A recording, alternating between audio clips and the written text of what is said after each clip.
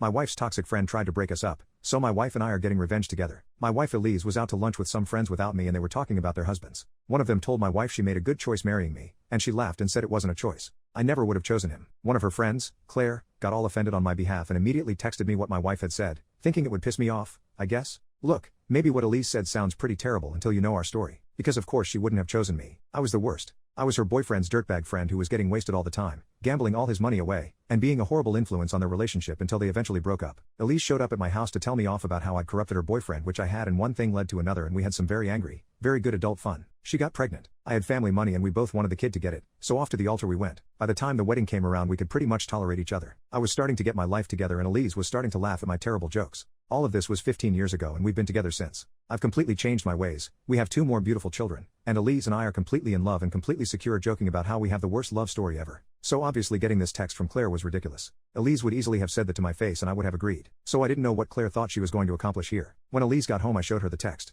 We both admitted that we thought Claire had always kind of had a thing for me. She didn't know me back when I was horrible, so she doesn't have to be completely insane to still love me. Unlike Elise, see, this is the kind of humor we enjoy, and that she was trying to drive a wedge in our marriage by making it sound like Elise was unhappy with me or didn't appreciate me enough. Elise wanted to mess around with her a bit, and, well, the couple that teaches you to F around and find out together stays together. So I was in. She helped me craft a heartfelt text to Claire. It said, "Thank you so much for telling me this. I'm sorry I didn't respond sooner. I truly was so hurt I didn't know how to respond. Truthfully, I've had a feeling for a while that things might not work out with me and Elise. Sometimes I wish I had a woman who would respect me and recognize everything I do to make her happy." Claire wrote back right away telling me that I absolutely deserve such a woman and that, just for example, she would never treat me the way Elise did. Elise and I were shrieking so loudly we woke up the kids. Worth it, they'll live. I just sent back some hearts because we needed time to formulate the next part of our plan. The next day, Claire had a cryptic Instagram story about finding the right man in the strangest of ways and how God always finds a way to bring soulmates together. Elise and I had a "oh so now God is involved?" burst of energy and texted Claire asking her to meet me in a motel room so we could talk. Claire was obviously into it. That afternoon, Claire showed up dressed all raring to go at the worst motel we could find on Google reviews.